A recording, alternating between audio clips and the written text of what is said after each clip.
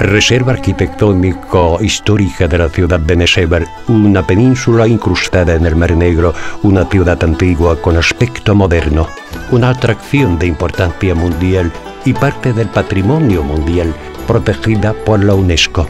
Esto es Nessebar, un centro cultural en el que se sobreponen capas históricas de muchas civilizaciones. Los primeros pobladores fueron los tracios a finales del segundo milenio antes de Cristo. Ellos lo llamaron Mesembria. Después vinieron los griegos en el siglo VI antes de Cristo y 4 siglos más tarde los romanos.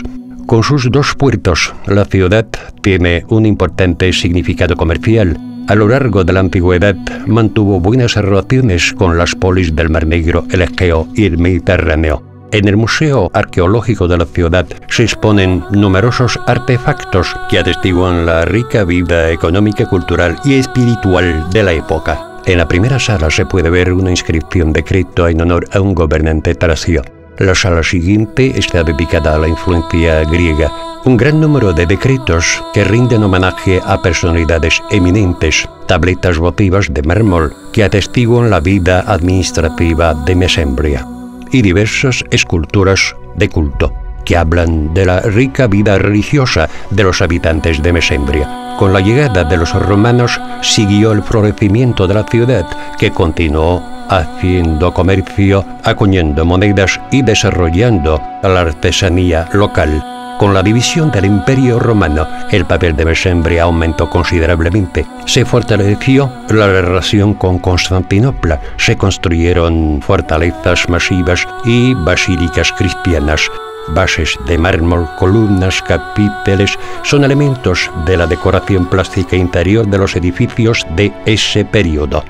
Esta cultura antigua, surgida como combinación de influencia tracia, griega y romana, convierte Nessebar en un tesoro arqueológico.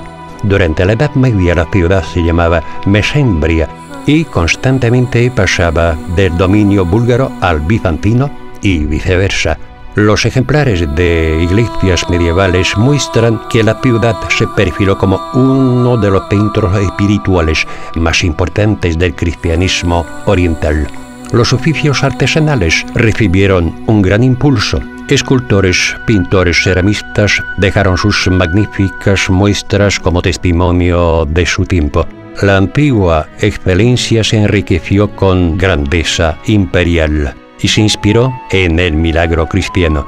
El número de iglesias creció a 40, 26 de las cuales se conservan hasta hoy en día. La cuarta sala del museo recoge una rica colección de iconos de Nessebar.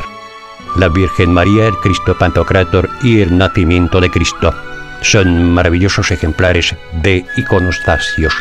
El trono episcopal y las puertas reales confirman que la religión nunca ha sido ajena al esplendor.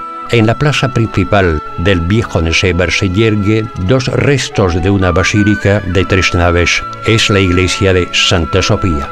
Era parte de la residencia del metropolitano de Nessebar a principios del siglo VI. Antes estaba cubierta con argamasa y decorada con frescos. Hoy la antigua metropolita, como se conoce, es una reliquia arquitectónica y el lugar favorito de las visitas para hacerse fotos. Los frescos murales en la iglesia de San Esteban son totalmente auténticos. Esta iglesia fue construida entre los siglos XI y XIII. Se le llama la Nueva Metropolita. Su interior está pintado con escenas de la vida de la Santa Madre. La Edad Media tardía trajo una nueva influencia en la construcción del templo. Este fue el periodo del Segundo Reino Búlgaro. La escuela de Térnovo extendió su influencia por todo el país. Un ejemplo de la época son las iglesias Cristo Pantocrátor y San Iván Aliturquetos.